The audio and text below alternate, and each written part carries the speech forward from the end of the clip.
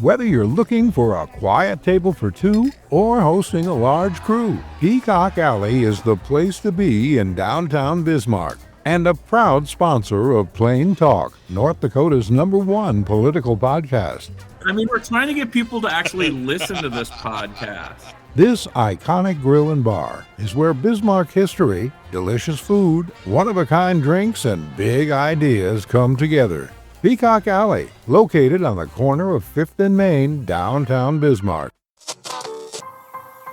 You're listening to Plain Talk, the voice of North Dakota politics. I'm your host, Rob Port. If I sound distracted, it's because I've been busy covering this story all morning. I'm joined by my co-host, Chad Oban. He's right of center, I'm left of center, both sides of the political spectrum. I think it's cathartic. I think it's a necessary and proper debate. I'm glad we're having it. And honestly, we have to do better. Okay, I don't know why I'm getting blamed for this, right?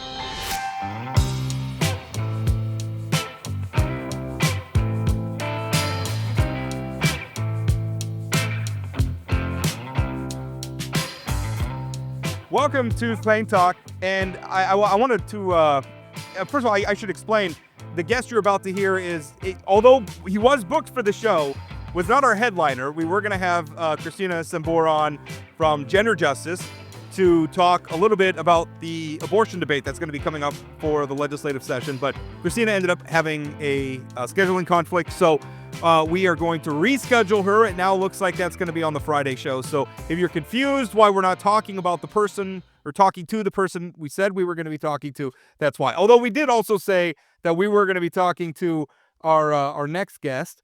His name is Tony Burke.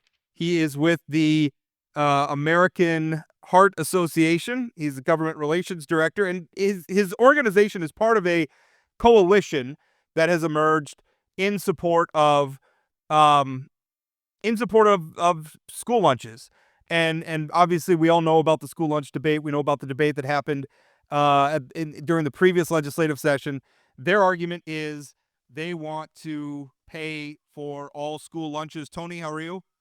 Very good. Glad to be here, gentlemen. So just top level, make the case for this. Well, the reality is it's broader than just lunches. It's about healthy school meals for all. And this coalition that's coming together is here to educate and inform all North Dakotans on why this investment, because it's truly an investment, is about our future, right? At the American Heart Association, we focus on heart and brain health. And this is our 100th anniversary this year of being in existence. We've had tremendous advancements in our heart and brain health, but we're in a trajectory right now that's not very good. And that trajectory, we released 2 presidential advisories on June 4th. One of them particularly talks about the trajectory of where we're going. And it's not just about nationally, it's about what's happening here in North Dakota as well.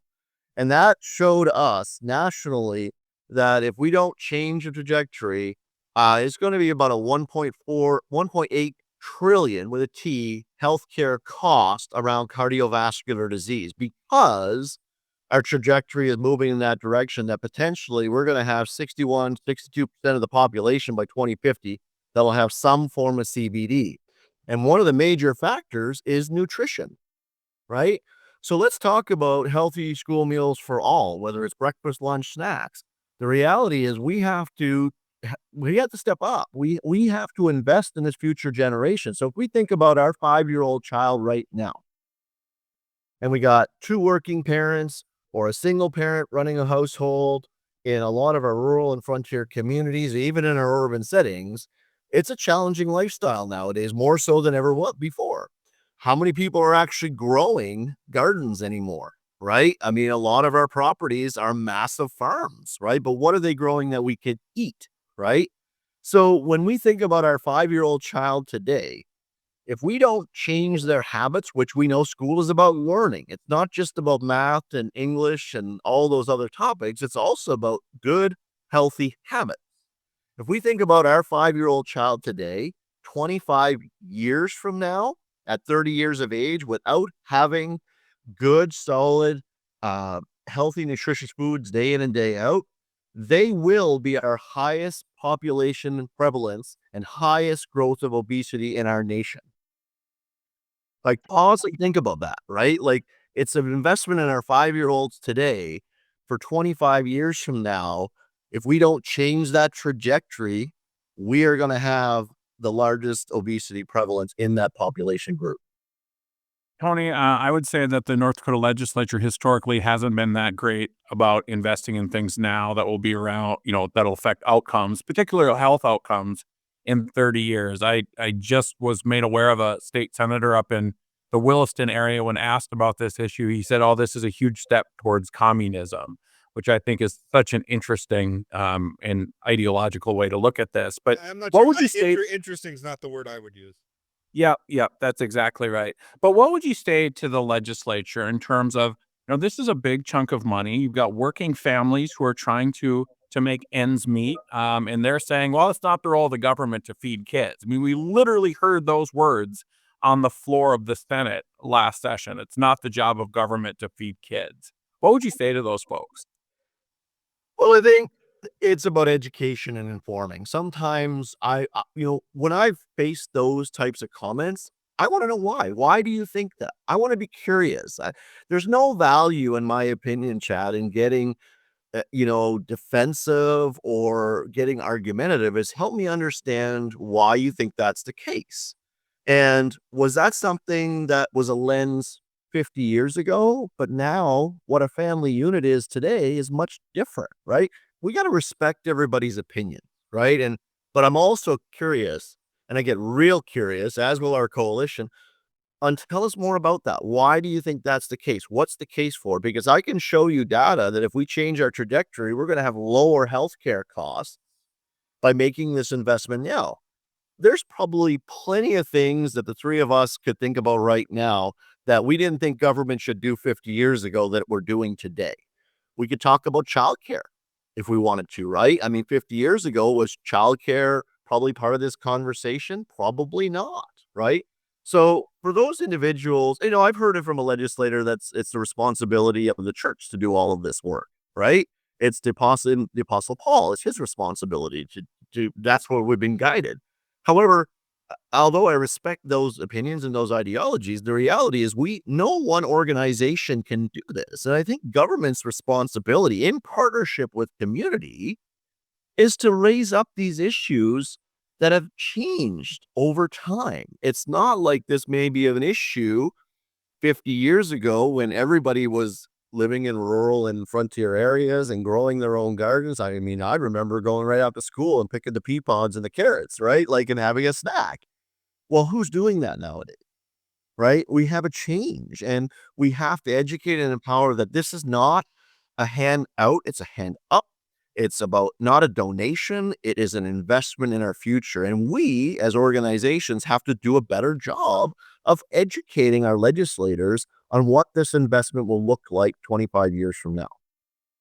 One thing I want to ask a little bit about the cost, although I will say, I think sometimes we feel like we have to shoehorn every one of these debates into an ideology.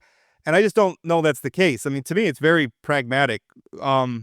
School is compulsory. You're required to send your kids to school. It seems a little silly to charge them for the lunch they're eating while they're there. And also, again, I think the most effective argument for this is it's not unlike tax relief for families with school-age children. I have two of them. I pay about $1,500 a year in school lunches. That's more than I pay in income taxes. The government covers that. That's $1,500 off my back. One thing that kind of interests me though is I'm reading the press release I'm reading the website for your coalition, and the fiscal estimate here, it says total for 2 years, which makes sense because we budget on a biannual basis. Total for 2 years, $140 million. Now I understand that includes $30 million for breakfast, $110 million for lunch. That's the breakdown. Last session, the bill that was kind of at the center of a lot of this debate was House Bill 1491, introduced by Representative Lori Beth Hager. Now, I haven't had a conversation with her. I don't know where she came up with her number, but her bill would have appropriated $89.5 million to cover lunches for 2 years for a biennium. Your proposal is $110 million. That's a big gap. That's $20 million more than 2 years ago. I mean, we all know about inflation, but I don't think we've had that much inflation. So why is this cost so much more than the previous proposal? Well, and to be honest, I don't have a specific answer to that question at this point in time, but I can dig into and get back to you. But I think there is several things. There is inflation, to your point, but it doesn't make up the full gap. It's also about an increase in our population in North Dakota. As you know, the governor recently said we're one of the youngest states, if not the youngest state now in the nation. So you're seeing more children in schools. Our population is growing, right? So I think there's a combination of factors on why the change, but we've done a lot more digging into this. We've looked at other states, we've looked at the costs that are going on, and we think this is where the number is. Is it a perfect number, Rob? To your point, no. But we also trust that the legislature and the legislators and the Legislative Research Council will drill down once we get our prime sponsors in place and find out exactly what that number is, right? Because they're the ones that are ultimately in control of the budget. And we want them to look at this number. We want them to challenge us, right? If this is not the right number, then tell us what the number is and let's get behind a number that we can all agree to. Because when you get into those big numbers, as we all know, there's a lot of information in those numbers. Is it systems upgrades? Is it like what's going to happen, right? Is there also, that's another thing we've been in this conversation, if it's healthy school meals for all, is there actually a tax savings on the administrative side if we don't have to do the paperwork that we currently have to do? I've seen it in other states when we've had these conversations. What's the process to say everybody gets it then, right? We don't have to fill in paperwork. Is there just one form that says, and I don't have all the answers, gentlemen, but is there one form that says we have this number of students from K to 12 in all of our schools, right? These are the numbers of meals we're going to serve. This is the information. This is what it's going to cost. It could be as simple as that. We don't know, right? But we do know in some states, they have streamlined the process when they went for healthy school meals for all. So when you think about staff time, that could be a cost savings. We have not figured that out yet and what that might look like. So there is other things in these numbers that we don't have, but we know that once we get strong legislators that really want to dig into this and have these robust conversations, I think it'll be very healthy and we'll get to a place that we can all agree to makes sense. Yeah, I think the number is a little high too, Tony, and just sort of thinking about that. And I agree, the legislature will come up with the actual fiscal note, but I think there is some assumptions that we'd lose federal funding because people wouldn't necessarily fill out the free and reduced lunch form. I disagree with that. I think it's, to your point, we can streamline this in a way that makes sure every parent is filling out this form, which may increase the amount of federal funding that comes in. But that's often a scare tactic that folks use is, oh, if we're giving free lunch to everybody, nobody's going to apply and we're going to use title dollars and we're going to lose all these different things. And I just don't think that's the case. So my question for you is, we saw polling from the North Dakota poll that shows overwhelming support for this concept. Why do you think that is? And how do you get legislators to sort of understand this is an investment that the public wants? It's not just some feel-good sort of thing, but this is an investment. It's tax relief to working families, as Rob does a great job of pointing out, but it's also making sure kids are fed. I think it will affect educational outcomes. This seems like a no-brainer. What does your coalition need to do to make legislators understand that it is a no-brainer? It is one-on-one relationships. It is one-on-one conversations. This is hard work. These are big investments, right? Nobody should be flippant about it, right? And I don't think anybody is. I think it takes all of us to come around, live the literal table and say, okay, how do we do this, right? This is not an us and them, right? This is about, let's raise this all up and figure out what's the best path forward for all children in North Dakota. I mean, our government has had many, many conversations about reducing red tape, right? Well, this is, again, one of those strategies that could reduce red tape. So let's look at it through that lens. So I just think, honestly, Chad, it is about sitting at that table, right? And having those conversations and working through it. It's not about us and them. And I think too often we're still coming out of that, environment that has been a lot about us and them, right? Like, let's think like our children. I don't care if you're Republican, Democrat, Independent, Libertarian. You can't tell me that every single one of us don't care about children. We all do. I think what we just look at it through different lenses. And I think all of those lenses are important to look through. So you can't do that by just putting out, numbers on the internet or numbers in newspapers. You gotta sit at the table and figure it out. And let me just give you this visual. Like this is the last thing I want to see from one of my children in North Dakota is that they don't have anything on their plate. And you can't tell me that this is a political conversation. It is not, right? It is about all of our children. And I believe every single person in North Dakota cares about our children. And I want to get behind this. We just have to figure out the way. And the way we do it is getting to the table and having those conversations. Tony, one thing I was kind of curious about, because it's something that sort of began in recent years is expanding the school lunch program into summertime, where and I got to tell you, as much as I am in favor of feeding kids and everything else, that struck me as a bridge too far. I don't like it. I feel like it's mission creep. I feel like our schools are often struggling to meet their current missions, turning them into a de facto, de facto we're going to feed the kids even when school's not in session. I don't like it. And so does this go to that too, where we're going to be handing out free lunches over the summer as well? No, I mean, summer EBT is a whole different conversation, Rob, to your point, and that has already been adopted by the state of North Dakota, right? It's called Sunbuck. That is not focused, this coalition is not focused on that. This coalition is focused on healthy, nutritious meals in the school setting during the school year. So why should the government pay for lunches for a well-off family? There's a plethora of reasons. One, we already talked about there could be red tape reduction, right? And a cost savings there. Two, it's about the stigma. And we've heard it. I've been in those school settings where children won't go get food because they're looked at differently when they go to that food cabinet, right?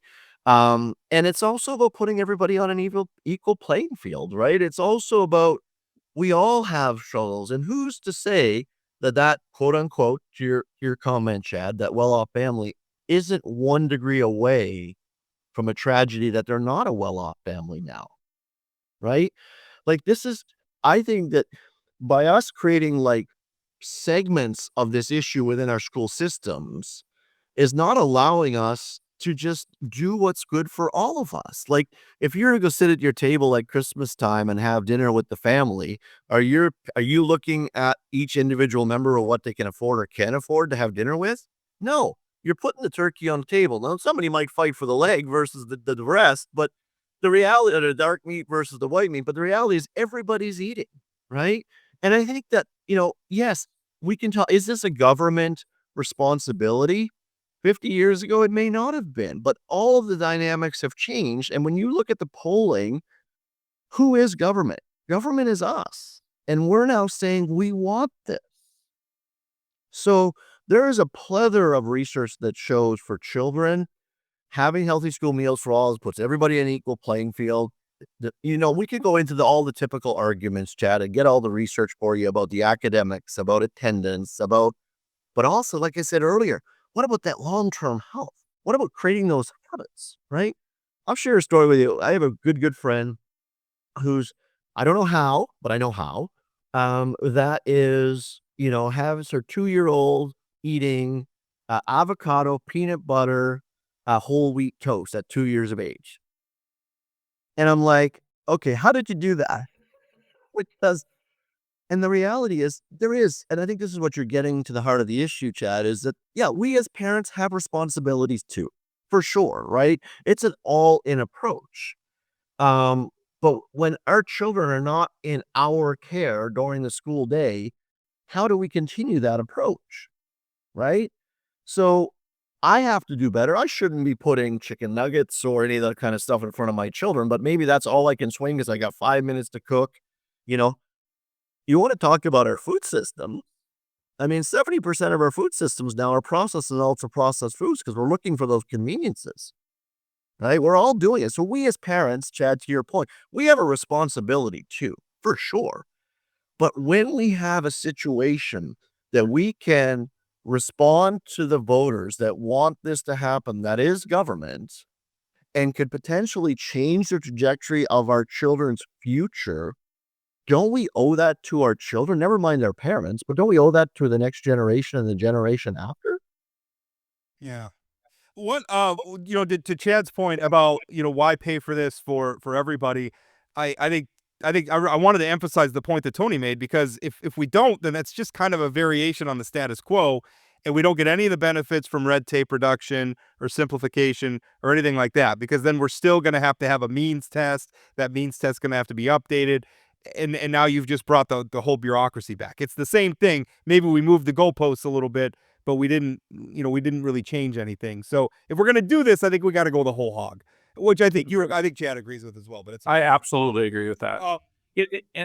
uh, Rob, I have just a quick question. Another thing that I've heard since the last session is that since the state's not allowed to send collection agencies after debt and that kind of stuff, districts are eating a lot of debt, like tens and tens of thousands of dollars of debt. Would this also free up that cash to do other things in the school, if they don't have to worry about, the debt and keeping track of the debt and all that kind of stuff? Chad, again, I don't want to mislead anybody, so that's something that we've not discussed, but well, we will bring that up and we will have more discussion about what that might look like. I mean, if more federal dollars are coming in, which prospectively is going to happen, right? You could theoretically think that that would be part of the case, right? But again, each district runs their budget differently. So I wouldn't want to just say this is how it's going to impact, but it's something, to your point, we need to look at for sure. Would it be a little bit of relief for those schools? Generally speaking, what we've seen when we talk about an economic impact to community, because there's more federal dollars come in, and guess what? We're all paying federal taxes, right? So those are our monies that are coming into our state. Um, there's a lot of other programs that are starting to bubble up that could benefit our farmers and our ranchers. The farm to table conversation, right? You're bringing more dollars in. Can districts actually purchase products from their community, which, especially in our small rural towns and our frontier areas, that economic benefit could be very, very valuable in boosting up those small towns versus, a Fargo or a Bismarck or any of the bigger communities where that doesn't have as big of an impact. So I think what the bigger conversation to nail down is, Chad, what kind of an economic benefit is it going to be to our small communities to bring in some more of these federal dollars that they can use for John Doe that's farming acres and acres and acres, and he feels good because he can now get a little bit of money to cover his costs and make some money and give it right to the school. I mean, isn't that boosting our economic development of some of our smaller communities by bringing those new dollars in and relieving it from the parents?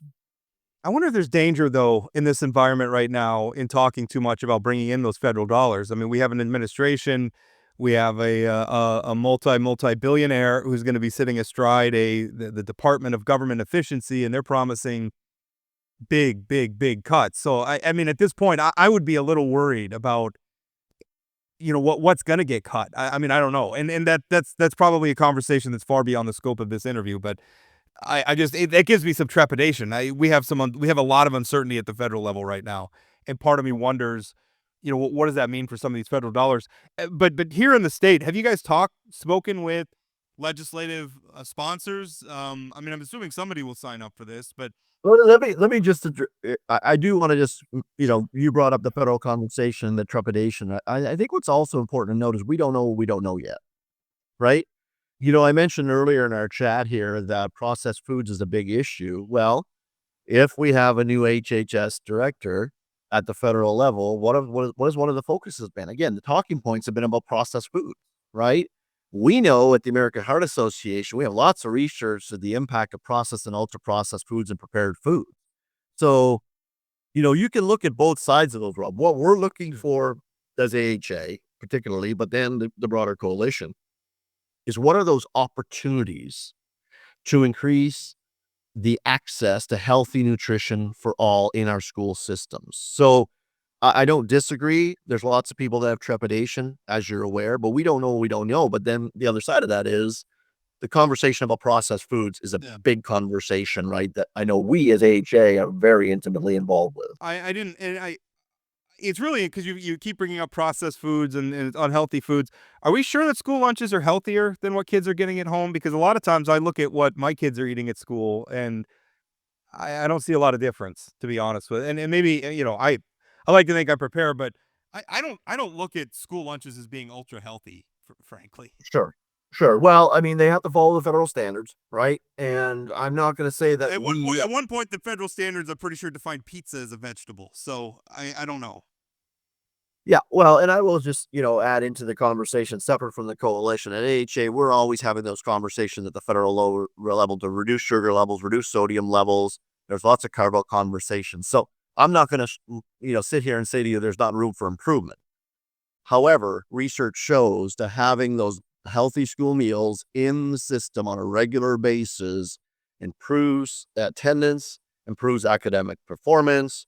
It improves their overall health and well-being and good practices. There's just a lot of value there. I'm not going to sit here and say that everything's perfect. By a long shot, it's not. But this may not seem like this is, in some senses, healthy school meals for all is an incremental step to a bigger conversation in North Dakota about getting us all healthy again, right? You may or not know of the initiative around the North Dakota Multi-Partner Health Collaborative, right? Their whole vision is to become the healthiest state in the nation again in North Dakota. There are many, many, many policy levers that we have to pull to get us to becoming healthiest state in the nation again. So I'm not going to sit here and say to you guys, oh, we got the perfect formula here, but it's a big incremental step, but it's an incremental step to moving us in a positive direction. Can we at least all agree that those square pieces of pizza from school lunch were some of the most delicious pieces of food that any of us have ever eaten in our lives? Can we agree to that? No, I think that was that great. Oh my God, pizza day as a third grader? Get cheese. Maybe for third grade taste buds. I haven't eaten them in like 40 years, man. Well, just how bizarre third grade. I remember the big thing for us is when we were standing in the lunch line and we'd come up to the milk cooler and we'd all go through the milk to try to find the ones at the bottom that had the ice chunks in it. And we'd like shake it so we could hear because we thought getting the ice chunks in our mail. Grown up me is like, gross. What were we doing? But, fourth grade me thought that was the cat's meow. Well, gentlemen, let me just add to you, we didn't have school lunches where I grew up. So that tells you how big my town was, right? Like I had the brown bag and I had the 2 slices of white bread. And it was either PB&J or it was sliced when you could take peanut butter to school, right? Or it was the sliced cheese. So you guys had a luxury. I didn't get that luxury, but I didn't get the carrots and the broad beans and everything after school because I went right to my grandparents' garden and they got mad when I was always in their garden. But that's a whole different story.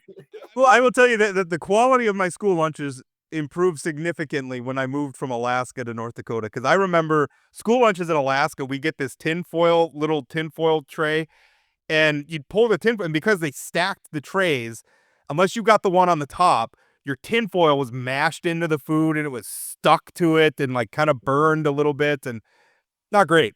Yeah, I wasn't eating a lot of the school lunch in Alaska. All right, Tony. And I went to Taco Bell every single day for lunch when I was in high school, so I'm not sure that qualifies as healthy habits. It shows now. Yeah, when I was at Central Campus, for me, it was Charlie's downtown. And I was there a lot of times when I was supposed to be in class, but eating a lot.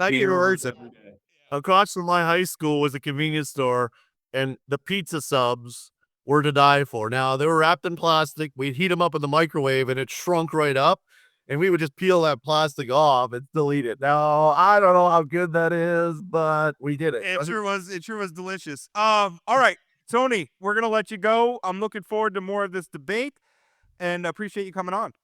Gentlemen, really appreciate the conversation. Thanks for getting our message out. It's really important that we get all behind this and have those conversations so we can change the trajectory for our children because they are our future. And this is truly a worthwhile investment. The cold cases you see at The Vault have captivated readers across our region for years. At The Vault Podcast, our team of professional reporters takes you further into those stories with new interviews from family members, investigators, and experts. Check out The Vault at inforum.com/The Vault and subscribe to The Vault wherever you find your podcasts. Hey friends, we've got a new way for you to participate in the show. You can now call us or text us with your questions, comments, or anything you want us to discuss on Plain Talk.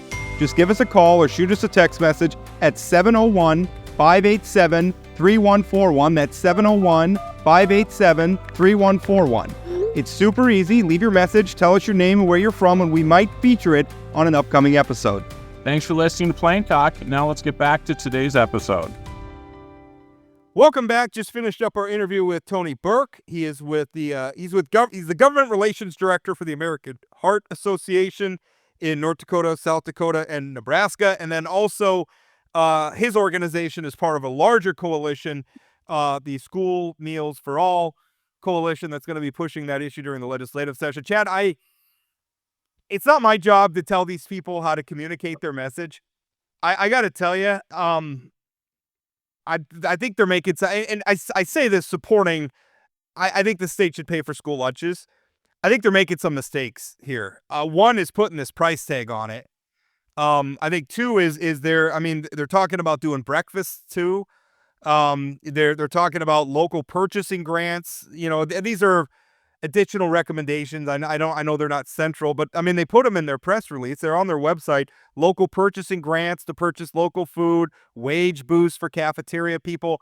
I think if you put you put that price tag and too many moving parts in front of the legislature, I just don't think they're going to go for it. This is as we saw last session, this is already a heavy lift. I think they really need to simplify their message. Yeah, so I think that there's several ways to look at this issue, right? One is it's good for kids. There's no doubt, and I think everybody thinks it's good for kids. I think your point about tax relief for working families, when a family pays more for school meals than they do for income taxes, I think this is a really good way for us to have a conversation about putting targeted tax relief into families' pockets. I also think some of the pushback around how would we possibly implement this is gone by the wayside because other states have done it. I brought up the sort of federal school reduced meals. People have figured out how to make sure we're still getting the federal money, and we are. So I think the 140 is high. I don't think that's going to be the fiscal note as they dig deeper into this.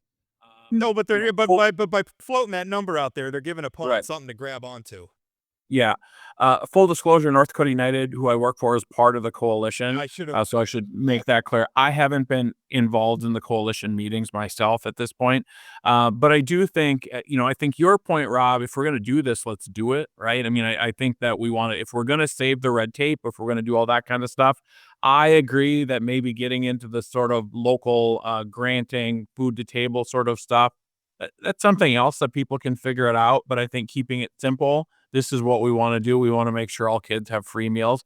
I do actually think breakfast, snacks, and lunch makes sense to start the conversation. You start big and then you maybe negotiate down to lunches.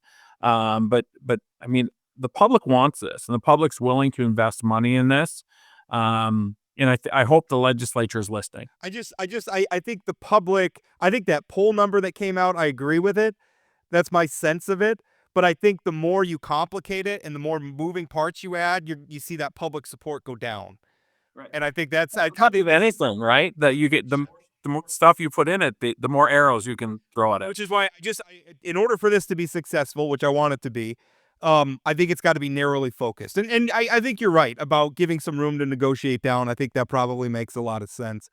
I'm hoping that they can find some Republican champions for this. And it's not just, I think if they get the usual suspect Democrats on it, that's not me being dismissive. I'm just trying to think of the practical political realities. If it's the usual suspects on this bill, I'm worried it's just going to get shot down. Although, so Rob, I've been told there is a Republican who's going to put in a bill that's universal free meals, that's separate from maybe the coalition work that's being done. So I think you're going to see some Republican support for this thing. Good.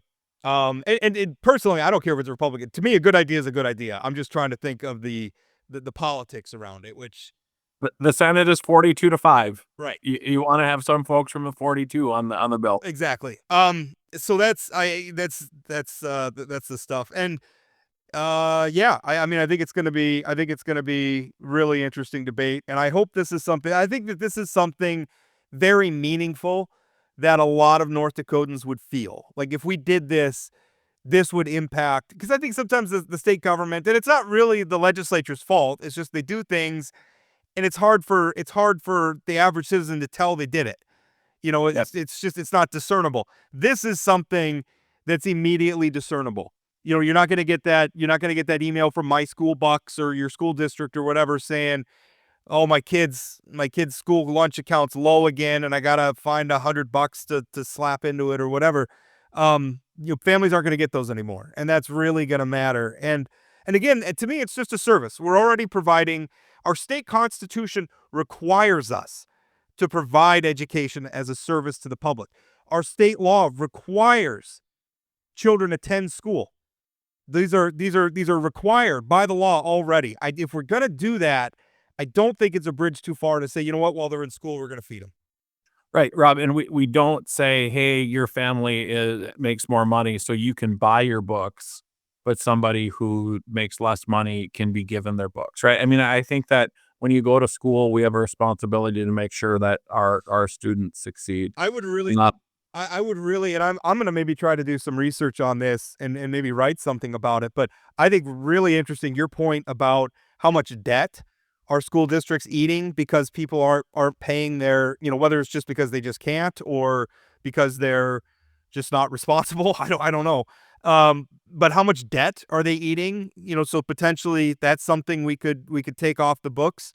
And also, how much overhead is there in terms of there's got to be staff that are dedicated to administering the school lunch program and making sure those payments come in and sending out reminders and doing all that other stuff. A lot of that could go away. And those are real savings. And it would be nice to quantify what they are. Listen, I've heard that there's some larger districts that are writing off tens of thousands of dollars of lunch debt at the end of the year. So to a certain extent, taxpayers in a lot of districts are already giving free lunch to some kids who aren't qualifying for reduced lunches. And so I think digging into that a little bit more, and I mean, property taxes are largely funding that debt. So, why not make this more efficient? Why not? And again, I think the people who are saying, well, nobody's going to fill out those forms to get the federal money and we're going to lose on title dollars and all these different things. Minnesota's figured out how to do this. When you sign up your kid for school at the beginning of the year, it's part of it. As I said before on this, my kid's school, everybody gets free lunch. But at school orientation, they grab every parent and every one of us fills out the application because we want to make sure we're getting title dollars into that. Yes, I never fill out that application because I can pay for my kids' lunch, so I never fill Right. it out. But that's the problem. We don't want people like you who say, I'm not going to qualify anyway, to now, you don't want somebody who would qualify to not fill it out because they're already getting free lunch. Yeah, no, that's true. I mean, if you qualify for it, you should be filling it out. I struggle with stuff like that sometimes. Like if I can pay for it, I don't want other people to pay. Right. I mean, But if everybody's getting it, then it's a different story. I mean, if we're going to provide it as a service, but I mean, if I can afford to pay my kids. Somebody was giving me crap about that on Facebook. They were like, "Oh, Port just wants the government to pay for his kids' meals." I tell you what, if you want to craft this law so that the only person who still has to pay for school lunch is me, I'm fine with that. I can pay for my kids' school lunch. I'm not looking for a handout. I'm just saying this is something we could do for young families in our state or families with school-age kids. This is something we can do that would help a lot. And again, your point that you pay more in school meals in your house than you do in income taxes, you're not unique. No. And we want to get rid of income taxes so much. This will actually put more money in the pockets of families than income tax. And particularly families at a time, when you got young kids, usually you're a young family, you're not as far along in your career. Those kids are expensive. So, this really helps. All right, where do we want to go? Speaking of kids, let's turn around and be a couple of old men complaining about kids on the internet who think Luigi Mangione,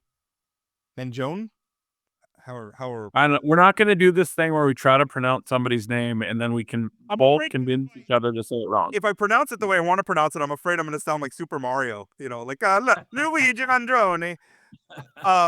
Well, you went forward with it anyway. I went with it because it's fun to do.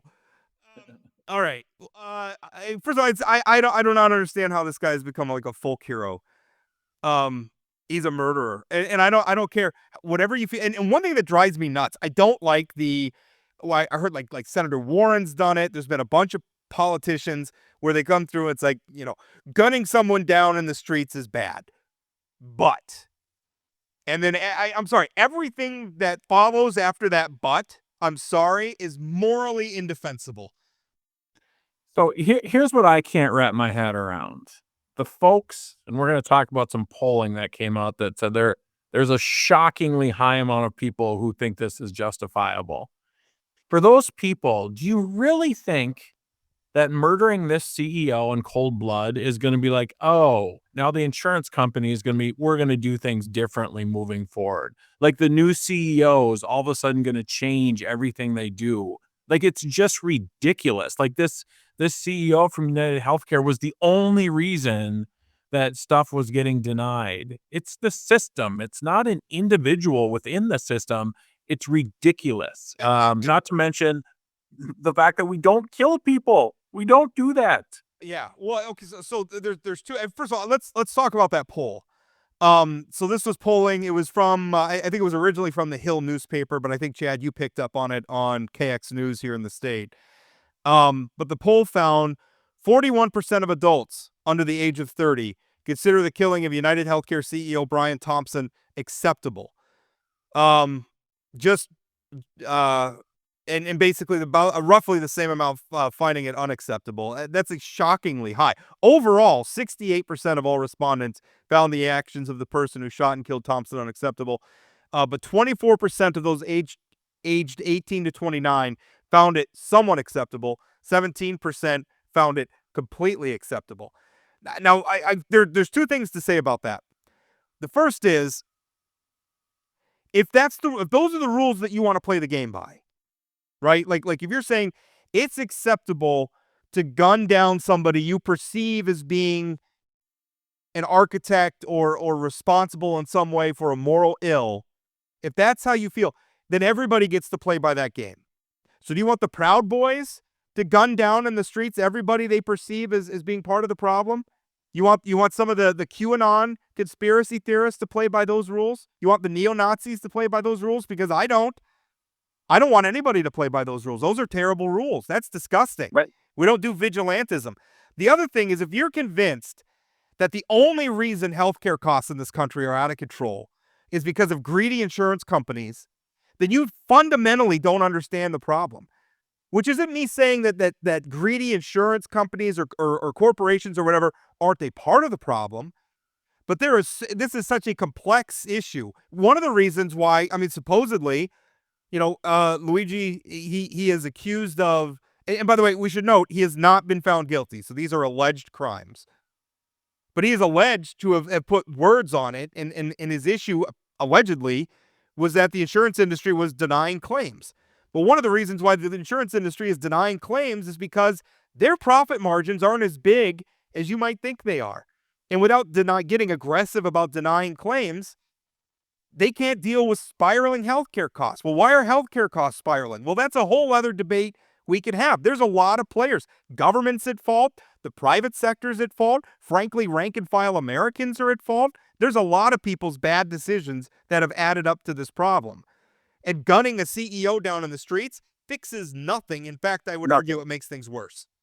Yeah, I mean, we've got hospital issues, we've got doctor issues, we've got prescription drug companies, we've got so many people throughout the whole system that are part of the reason. And we can start talking about maybe a single payer system might be the way to go to take care of some of these issues, but I don't think that's something you're interested in, Rob. But I mean, again, I don't know how any human being can justify murdering somebody they disagree with unless they can expect the same. I mean, so many of those same people, I guarantee, were disgusted by January 6th. They're disgusted by January 6th as long as, it's what side are they on? What team are they on? I think throughout the history of humanity, where things get really, really scary is when people become so confident in their beliefs and so enamored with the idea that they're on the side of righteousness, that it justifies denying rights to other people or murdering them. Every one of the worst atrocities in history started with that premise. Every single one of them.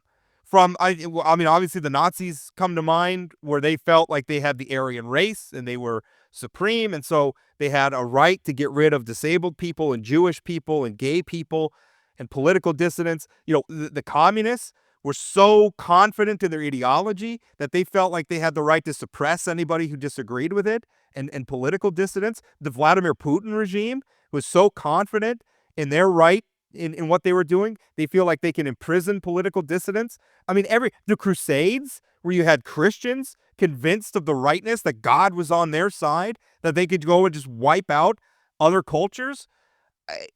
Everyone starts with this attitude right here. It's disgusting. It's repugnant. And we didn't like when that Rittenhauser kid shot people because he thought it was justified. Your point about Nazis and Proud Boys and those kind of folks, they start just gunning down random leaders of the NAACP or LGBTQ plus groups. That's not how we solve our problems. Again, it also, like, the idea that, I think his name is Brian Nelson, who got murdered. Brian Thompson. Brian Thompson. Brian Thompson. Like, the fact that if anybody thinks that just one CEO dying is going to affect the system or these denials or the other things that they're frustrated by, they're crazy. They're crazy. This is a system-wide problem, and I want to make it clear, killing more than one CEO is not going to help either. Oh, for sure. Yeah, I'm not suggesting we have mass casualties here, and that's going to move the needle. No, of course not. This is a much bigger thing than just, and even if it's not, you don't do this. Like, we don't, like, I don't, as two people who are in the public eye, I'm not sure that I want to set up a situation where we do things and that something bad happens. I mean, you've had to deal with people, with your address and that kind of thing because they don't agree with your political views. Again, that's not the way we solve problems. No. I mean, listen, we live. The political debates get heated at times, and some people on the fringes are always going to resort to this sort of thing. And I'm not saying it's okay, and I'm not justifying it, but a certain amount of it just kind of comes with the territory. What troubles me is when it moves into the mainstream.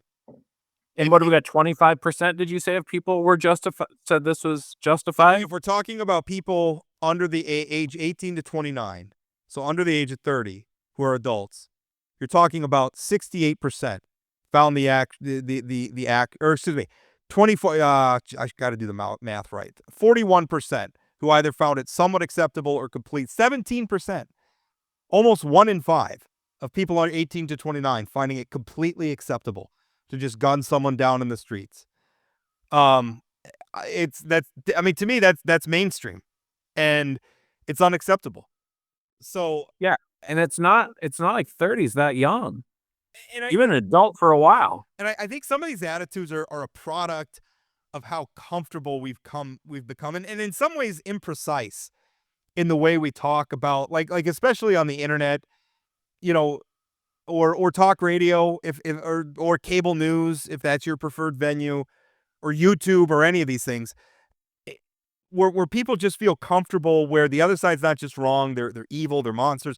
You know what? When we get concerned about Donald Trump talking about immigrants in this country, I guess maybe illegal immigrants, I don't know specifically who's, but he's calling them vermin, or calling left-wing people like vermin and things like that. That's where that sort of rhetoric leads. It leads to this, because if they're vermin and they're evil, then why shouldn't you just kill them? And the rhetoric is it has to cool down. I fear that I don't know that the public wants cool down rhetoric. I mean, it's almost like this last election proved they wanted more of the same. And yeah, I mean, it's those numbers, like the reason I sent them to you is because they blew my mind. Like, I mean, right? I mean, it's not, to your point, it's not just some fringe small group of people. When you're talking about 1 in 5, that's a significant amount of people. really is. And it's scary. And I would just urge people, you can disagree with people and you can disagree with them and you can be so frustrated by them, but there's a line there that you cannot cross. And this crosses the line. So I'm so, and the thing is, like, when I'm on Reddit and stuff, I'm scrolling, it's just post after post of people just insisting. I mean, even a podcast. I listened to this true crime podcast. It's kind of a jokey one. And they were making light of it, like the people who it's like, oh, they're flipping out for the CEO, but they don't care about this. Well, I'm sorry. Brian Thompson was a human being. And whatever he may have done in life, or however you feel about the way he made his living, he doesn't deserve to just be killed. And if that's your standard, if that's where you're at as a person, then I don't think you have any idea what you're going to unleash. Well, and should we pay more attention to other crimes that are going on? I mean, yes, right? I mean, it's sort of like the idea that sometimes you have when young white women get abducted, it gets much more press. Yeah. Like that, I don't think we should say that doesn't deserve press. Should we do more press and more paying attention to some of the other cases, or gun violence in different places, or Native American women missing? Like, absolutely. That doesn't mean we have to dismiss other stuff. Yeah, and by the way, as a member of the media, I would point out that a lot of what gets covered is driven by what the public's interested in too. Like sometimes that's not a top-down thing, that's a bottom-up thing. Some stories get more clicks than others, and the media reacts to it at times. Yep. All right, moving on. Matt Gaetz report. It sounds like today we're finding out that the ethics committee took a secret vote, and now the timing I read, and none of this has been confirmed, but the reporting I've seen says that the Matt Gaetz report may be released by Congress as they head out of town, by the House as they head out of town, or the House Ethics Committee, I guess, as they head out of town for the holidays. The timing. Do you think seems a it's little strange forward. they decided to release that after he pulled his candidacy for U.S. Attorney General? Weird. I think it's still relevant. I think it's relevant too. I can't wait to read it. But Jesus, it was super relevant when he was going to be the U.S. Attorney General too, and they weren't going to release it that. I mean, again, that shows how much. Well, we don't know I don't know, because he ended up withdrawing before they made a definitive decision not to release it. We could still have, and in a lot of ways, I think they would have ended up releasing it, because I think because you don't have an excuse. I mean, the excuse in not releasing it after he dropped out was we don't have jurisdiction. He's not a member of the House, so I don't buy that excuse. But when you're going to be the face of Senate confirmation, I think I think the pressure would have been on them to release it, and I'm glad they're being released. The taxpayers paid for this report.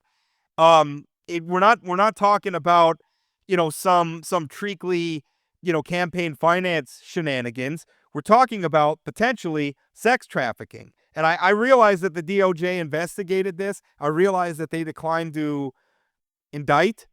I don't know that the DOJ has been covering themselves in a lot of glory lately, so I'm not always real confident these days in the decisions that they're making. There's a body of information exists about somebody who has become a very consequential, whether you like it or not, has become a very consequential politician in American politics.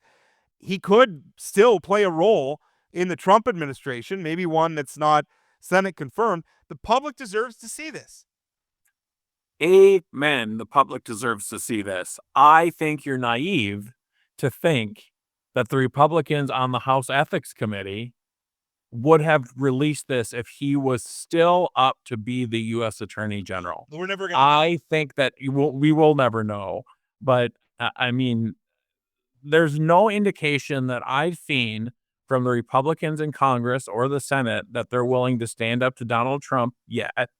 So I don't know why we thought they would have done it on this one. Well, the one thing is that the ethics committee can take a secret vote, which apparently they already have, and so that could have given them enough cover. Which first of all, Republicans have to. I'm not defending their cowering from Donald Trump. I think that sucks. And the stuff we're hearing now, where there's a new House report where they want, former Congresswoman Liz Cheney criminally investigated for her role in the January 6th oversight is that stuff you stand up to. But I'm glad Matt Gaetz deserves to get his. He screams all about transparency. He wants all this stuff from his political enemies.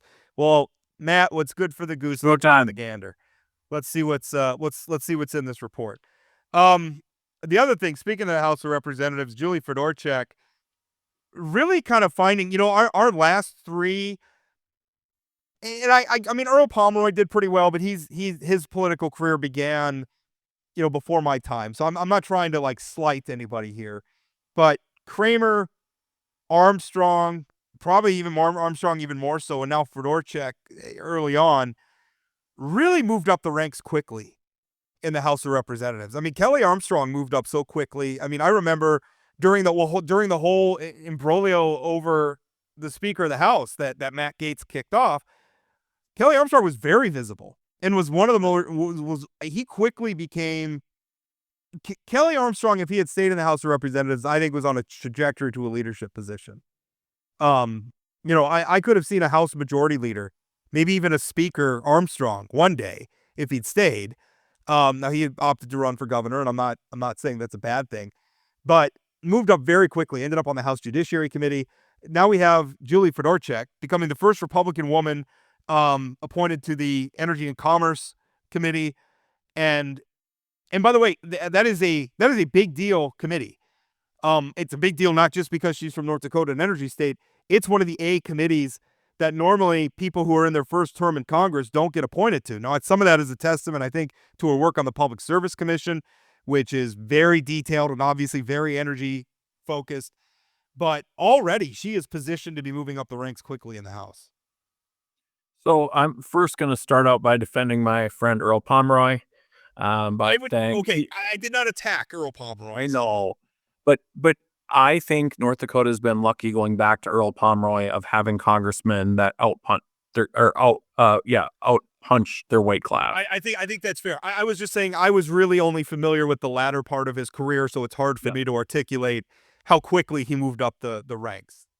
And I think it was slower because it was a different time in Congress, right? People stuck around a lot longer. Seniority mattered a lot more. So I think Kelly's a perfect example of, he was very loyal to Kevin McCarthy, and largely because Kevin McCarthy was loyal to him, that Kelly did find himself in a lot of rooms very, very early that people with his lack of seniority didn't find themselves in. I look forward to Julie being in Congress. I'm very happy that she got on this energy committee because I think that's a big deal for North Dakota.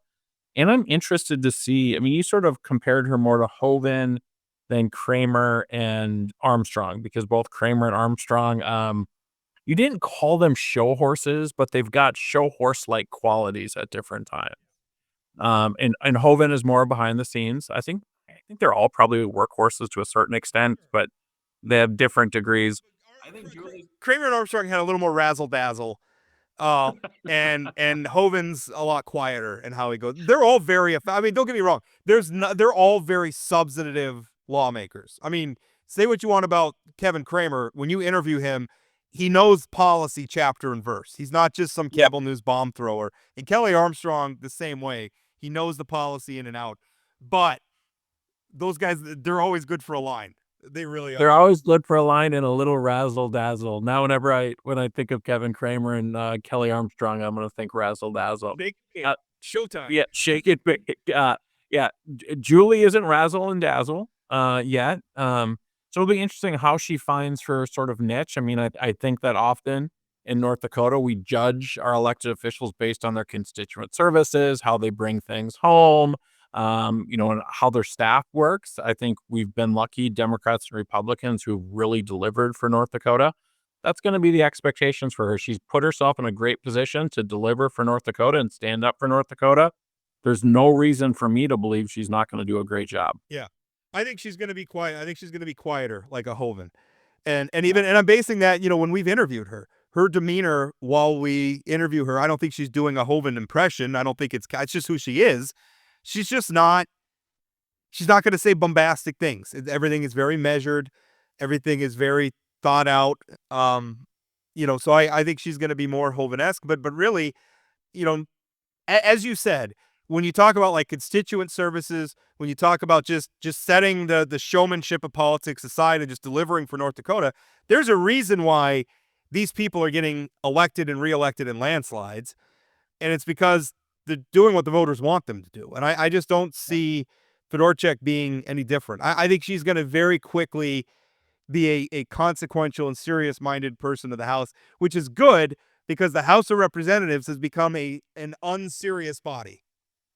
Well, and that's going to be interesting to see how she handles the unseriousness of it, right? I mean, she is quite serious. And how does she handle dealing with the Marjorie Taylor Greens, the Boberts, those sort of folks, and maybe who aren't serious policymakers? Well, I think that's one of the difficulties that people who are there to govern have, is that they have to spend a lot of their time answering questions about things that people like Marjorie Taylor Greene or Lauren Boebert or somebody says. So she's coming out of a House Energy and Commerce Committee meeting, and it was something really consequential that really matters for North Dakota, and somebody sticks a microphone in her face and says, Marjorie Taylor Greene thinks Jews are attacking us with space lasers. What say you? What say you? How is she going to handle that? That's going to, I don't envy her. I wouldn't want to be in that position. Especially with the House being so close from a partisan point of view, those sort of fringy conservatives are going to be very important to move in. Be written off because they're going to matter. Every vote in that caucus is going to matter right now. Right. But it'll be interesting. I think she'll do a good job. When does she officially get sworn in? We don't have a congressman right now, do we? No, we don't. So technically right now, North Dakota does not have a member of the House of Representatives because Kelly had to resign his position on December 14th in order to get sworn in as governor on December 15th. And then, but the new Congress doesn't get sworn in. I think it's like January 20th, January 22nd, something like that. Well, the president's January 20th, right? So is it the same day as the president? It might be. It might be. It's somewhere in there, mid-January. Suffice it to say. Which, by the way, speaking of this point, one last thing. We've kind of been, and I've written about it. We've talked about it. This spectacle with Mark Splonskowski, the Burley County auditor. Germane to this conversation we just had, somebody asked me, because they said, Splonskowski was just before the commission. There was a lot of hoopla. A lot of sort of the mega movement people in the Bismarck area came out for him at this committee meeting. And one of the questions somebody asked me is, why do they all hate Brian Bittner so much? And Brian Bittner is a Burley County commissioner and really has become one of the people, one of Splonskowski's sharpest critics. But they're saying, why are they so mad at Brian Bittner? Politically, he checks boxes for them. Lots of boxes for them. Like every one of the county commissioners does. Or at least 4 of the 5. So why do they hate him so much? And my argument was, Brian Bittner's tenure in elected office preceded the MAGA era by quite a bit. And although he might be with them politically, I think he still organizes his public service around public service. He's not there to be a showman. He really cares about the snowplow showing up. I don't think he cares that much about these other ancillary issues. He may be with them politically, but I think he still cares about governing. And I think that's what motivates his criticism of somebody like a Mark Splonskowski, who is not fit to be governing, who clearly is a fish out of water and doesn't know what he's doing. I think that bothers somebody like a Brian. But whatever his politics, fundamentally, he wants capable people on the job. So I watched some of the Burley County Commission last night, and I'm gonna criticize Brian Bittner here. Control the room, man. That is one of the worst run meetings where it's like they'd bring somebody up to the podium and then they'd say, "You're done, you're out of order," and then they'd ask the person a question or start fighting back and forth. I mean, they had to bring Kelly Lieben, the Burley County Sheriff, up to the podium twice to remove somebody from the microphone. The same person.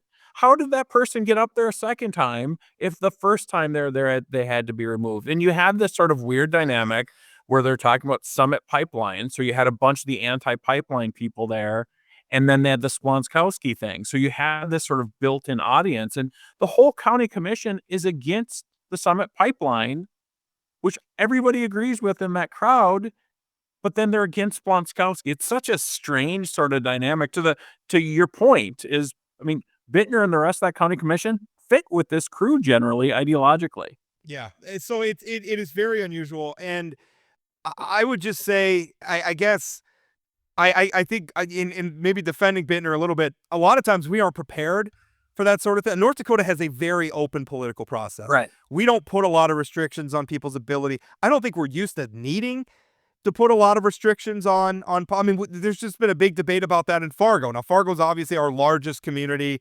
and probably some of the people getting a little rowdy at city meetings in Fargo are more left wing. But I think as North Dakotans, it's so open and we're so usually people are so polite where if you ask them to step away from the podium, they will usually. So I just don't think they're used to having to and I'm not, I understand. But the other thing that drives me crazy, Rob, many of the people that were at the podium weren't even from Burleigh County. Yeah. Like, why should Charles Tuttle get to stand at the podium in Burleigh County and talk about the Summit Pipeline forever and ever and ever and ever? One thing that really interested me was that something that was revealed is that apparently there was an issue with one of the election computers where it ended up getting hooked to the internet, and they're not supposed to be. They're supposed to be air gapped, where they're not connected at all. They can't be hacked if they're not connected to the internet, right?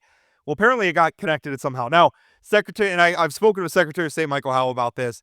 They jumped in immediately. They brought a whole new computer in that had not. They fixed the problem. They don't believe anything nefarious happened at all. I think it was just a mistake and probably owing to, this is me editorializing now, probably owing a lot to Splonskowski just not being very good at his job and very competent that this happened. But I don't think he was trying to do anything necessarily nefarious. That being said, it fascinates me the number of election conspiracy theorists who were in that room who had nothing to say about that because it was one of their own that did it. Yeah, it's only the other guys that conspire. But when your guy is shown to do something that potentially could lead to issues, that's fine. Yeah. Like human error is acceptable as long as they're on my team. Which is the other problem. One is what we were talking about with the Luigi Mangione thing, where people are justifying violence against people they don't like, where they're just okay with it. The other thing is being okay with things when you do it that you wouldn't be okay with other people doing. Like I don't like January 6th, but I was fine with Black Lives Matter people burning down police stations. No, you can't have it both ways. It is my biggest frustration with the MAGA folks that, I mean, I could go through a list of different things where they've just been complete hypocrites. Like they've done something and then criticized somebody else for doing the exact same thing. It drives me nuts. But the thing last night with actually identifying a potential glitch in the elections and to your point, all the people in that room were election conspiracy theorists in 2020. But nothing to see here, guys. Nothing to see here at all. It's amazing how that works. All right, we're gonna wrap it up. Coming up on Friday, we have Christina Sambor. She was supposed to be on today's show. We have rescheduled her for Friday. Also, we're gonna be talking some about this Mata Hay Trail National Monument thing that's kind of erupted as a little bit of a debate. There's a blitz push on to try to get President Biden to declare a national monument on his way out the door. Honestly, I think that would be a mistake. If you want to do something like that, I think you got to build a consensus around it. This thing has been pitched as being tribal-led, but yet the Mandan, the MHA Nation, I talked with Chairman Fox, I don't think they knew they were leading it. And I think they have some, he said they're reconsidering even the support they've expressed for it. So, which isn't to say they're going to oppose it. I don't want to misrepresent, but anyway, that's an interesting debate. We're going to have Senator Dale Patton from Watford City on to talk about that. So, as always, thank you so much for listening. We'll talk again. That's it for today on Plain Talk, the voice of North Dakota politics. Plain Talk is a production of Forum Communications Company. Got a question, comment, or suggestion? Leave us a voicemail or send us a text message at 701-587-3141. That's 701-587-3141. If you haven't subscribed to Plain Talk yet, you can find us on YouTube or your favorite podcast platform like Spotify or Apple Podcasts. For those of you who are already hooked, give us a rating or review. And don't forget to share or tell a friend. Special thanks to my co-host Chad Oban, and from myself and everyone at Plain Talk, thanks for listening.